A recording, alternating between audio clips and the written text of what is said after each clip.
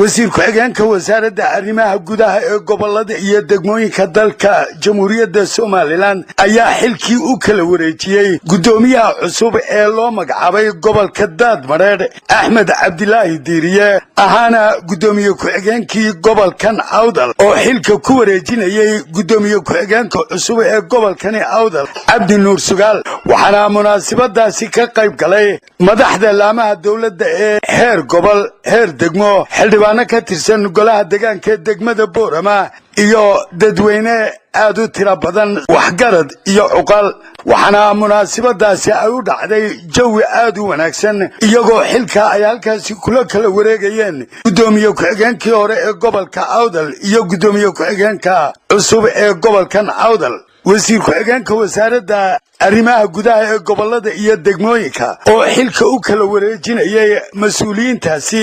ayaa waxa uu sheegay in loo baahan yahay in la garab galo cid kasta oo xil loo magacaabo waxaana arintani ku timid buu yiri in gudoomiye ku-xigeenkii hore ee gobolka Awdal loo magacaabo gudoomiyaha gobolka Daadmareed taasina ay ku timid buu yiri shaqo wanaag u muujiyay marxaati fur wanaagsan ayaa dhacay waxaan la ku taageersanahay aqooni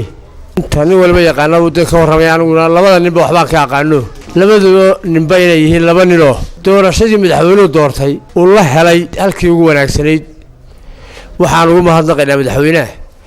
sida wanaagsan ee uu gobolka midna u dalacsiiyay mid hore oo ku gaboobay wax walba garanaya oo dadku jeceliin nin meesha ku gaboobo dadku jeceliin baa jiray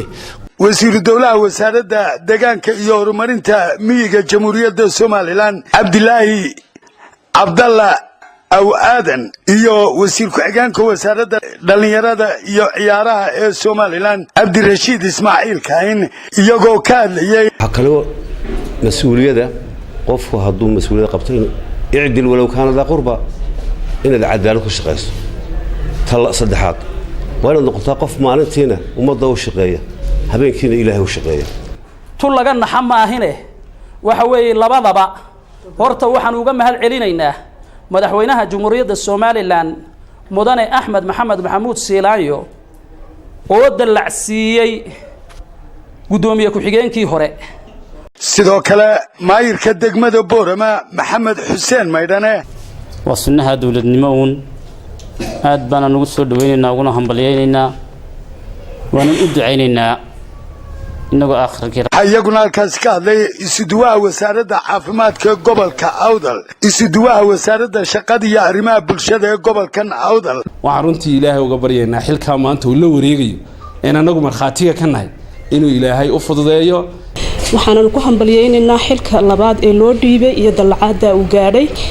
waxa kale oo soo dhaweynaynaa mas'uul hore oo joogi jiray halkan oo muddo dheer sagana soo wada shaqeynay taliyaha qaybta booliska ee gobolkan Awdal Xasan Gacmagaab oo isaguna ka hadlayay munaasabadaasi ayaa tilmaamay barasab ku-xigeenka cusub iyo barasab ku-xigeenkii hore oo loo bedelay Daadmareed waana la shaqeynaynaa waana garab taagnaan doonaa insha Allah taala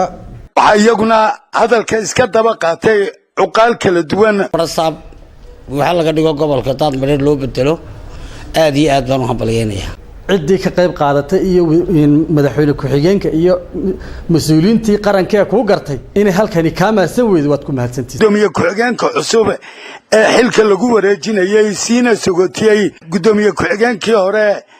ee xilkan iska wareejinayay iyadoo loo magacaabay gudoomiyaha gobolka Daadmareed gudoomiye ku-xigeenkii hore ee gobolkan Awdal waxa la gudoomiye soo dhawow waa ninkaan ugu jeclaa inaan xilka ku wareejiyo waan soo dhaweynayaa run ahaantii kolley dardaaran badan siin maayo kolley maalinta xilka la wareegay aniga dardaaran badan bii siiyey maanta waxaan leeyahay ku soo dhawow gudoomiye in la igu duceeyo in ilaahay xilka igu asturo waanan ku hambalyeeynayaa barasabka loo dhiibay waxaan leeyahay Allah kugu asturo waa caafi TV-ga qaranka Soomaaliland Boorama